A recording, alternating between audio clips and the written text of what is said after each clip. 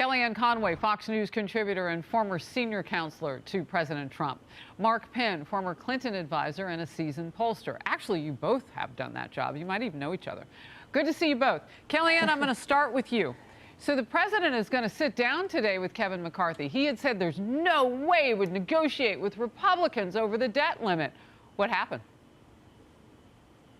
Well, what happened is he knows that Kevin McCarthy is the Speaker of the House. Republicans hold the gavel of all these committees. And also, if the Republicans are smart, Harris, they will reclaim the mantle as the party of fiscal responsibility and discipline. That's not been the case for quite a while now.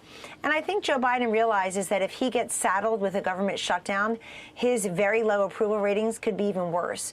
His approval ratings really are in the mid-30s, low 40s in his best poll. But what I'm really watching in his recordings, in his polling, is his personal attributes. The NBC News poll released over this weekend showed very poor marks on physical and mental energy to do the job, on honesty and trustworthiness, on having a vision and a plan.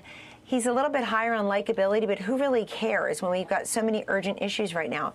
Also, I think for Kevin McCarthy to go over and talk to President Biden about the debt ceiling shows a seriousness of purpose among the Republicans. If I hear one more person say, we need to be unified like the Democrats, why? They've got unanimity. They all vote against inflation. They all vote for the Inflation Reduction Act. They all vote against Amy Coney Barrett. They all vote against Tax Cuts and Jobs Act. They've got unanimity. They all vote for Hakeem Jeffries 15 times in a row. We have unity, and the unity needs to be around fiscal discipline. So, and accountability, transparency. You see these hearings today. I'm glad the Republicans are showing the public that they mean business, and there's a new crew in town. All right, I want to come to you, Mark, on this. Let's watch this together. Another bizarre moment for President Biden when a reporter pressed him yesterday, and this is kind of getting to Kellyanne's point in that NBC News poll about where people see his his acumen right now, his ability to keep up with things. This was yesterday, and the question was about ending the nation's COVID emergency. Here's what he said. What's behind the decision to end the COVID emergency, Mr. President? What's behind your decision to end the COVID emergency? Well, the emergency will end when the Supreme Court ends it. We've extended to May the 15th to make sure we get everything done. That's all. There's nothing behind it. So what happened there? Because Mark, it appears that the president got confused between Title 42 and COVID emergency, ending that, and the student debt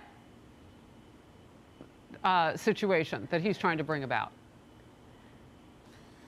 Well, I don't know if he got confused, but he is right that there are two different definitions of the ending of COVID. One is about Title 42 and immigration, and is COVID over for immigration purposes, and then whether COVID is over for the purposes of a multitude of programs that have been established around the emergency. So whereas in the poll that I conducted, the Harris poll, most people do think that Joe Biden is too old to be president and don't think he should run again, and do have questions about his mental fitness. In this case, I do think that we're stretching it a little bit.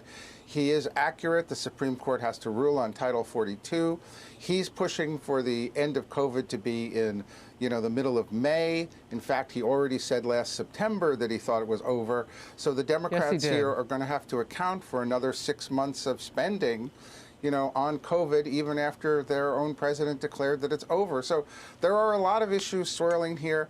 I do think the president does know what's going on when it comes to this stuff, and that's not one of the best examples when there are many others where So when he references the so U.S. Supreme Court having to make that decision, Kellyanne, just real quickly, your reaction, we'll move on. Well, Kristen Welker from NBC News, obviously a very good reporter who's much smarter than Joe Biden, was asking about COVID. She didn't mention Title 42. She didn't mention the border in that case. So he totally conflated two major issues that he's failed tremendously on. And by the way, COVID has not appeared in anybody's polling beyond 1 or 2% for quite a while. The number of Americans who say it's a top issue is basically the number of New Hampshireites who say Kamala Harris is their choice in 2024. It's 1 or 2%. It's super low. But the all COVID all the time crowd knows that with that money comes power. And for Joe Biden to go on 60 Minutes quite a while ago, friends, and say the pandemic is over. He got a lot of liberal backlash, and people pointed out quite correctly it can imperil his student loan forgiveness program as well. And then in September, as Mark correctly points out, he said the pandemic is over. How in the world then are we expanding that power? There are also a lot of power-hungry, drunk on power Democrat governors who still have that public health emergency and executive powers in place. So we're not even talking about what's going on in some of the states. Yeah, that's Harris an interesting and Mark, point. The other thing that's important. The other thing that's important here is yesterday, the House, with a few Democrats helping them, the Republicans in the House passed the sort of Pandemic is Over Act. And basically, it's to make sure that people in the federal government, over 2 million employees, are not compelled to be vaccinated. That's been a very expensive program. And it's also really inhibited people's freedom. I want to get to this real quickly, and Kellyanne, thank you for that. You guys got to go back and forth. This is happening right now, so we've been watching this for a couple of hours. FBI agents are searching the president's beach home in Rehoboth, Delaware. It's part of an investigation into those classified document discoveries at multiple locations. I do want to point out, this is the home that he went to a couple of weeks ago when surreptitiously they were searching for a second time his other house that he'd been staying in Wilmington. They'd already done it once. They went back for more. This is where he went. The president's personal attorney says, quote, "The search today is a further step and a thorough and timely DOJ process we will continue to fully support and facilitate." Sources telling Fox News that FBI agents searched the Penn Biden Center offices in mid-November after Biden's personal attorneys discovered classified documents, some of which were top secret, you'll recall. That was on November 2nd. It's all raising new and major questions about transparency with this White House. Mark, I'm going to come to you real quickly on this. This is a drip of epic proportions now. And when you're explaining, you're not winning. Exactly right. Look, when we were in the White House, if we had a bad story and we could get it out, we would get it all out on a Friday afternoon and get all the details together and make sure the media knew what was what. This White House, in this instance, has really done a miserable job of that. And I think that that's taken a toll in public opinion and the ratings of the White House. Look, 77% of the people have heard about this. 64% thinks it's a serious matter. You know, the more they delay in what were the documents and why were they there, more questions arise that maybe they are connected to Hunter Biden. And that would be fatal if that really is the case. So the White House should get it out. They have failed miserably so far. Just to hear you say that, you offer more transparency around this, Mark, than the entire administration that you're a part of the party of. And I love how you were so honest about that, because we in the news call it the Friday night news dump. You legitimately were doing that. You would wait until Friday and then pop with all the bad news. That's why I like you, because you're clear on that. All right, a recent Harvard-Harris poll. Mark, this is kind of taking yours a little bit further with some other numbers. This polling company finds that 79% of people believe that Joe Biden and his team should have disclosed those classified document discoveries long before the midterm elections. They had 6 days to get the word out. November 2nd election was the 8th.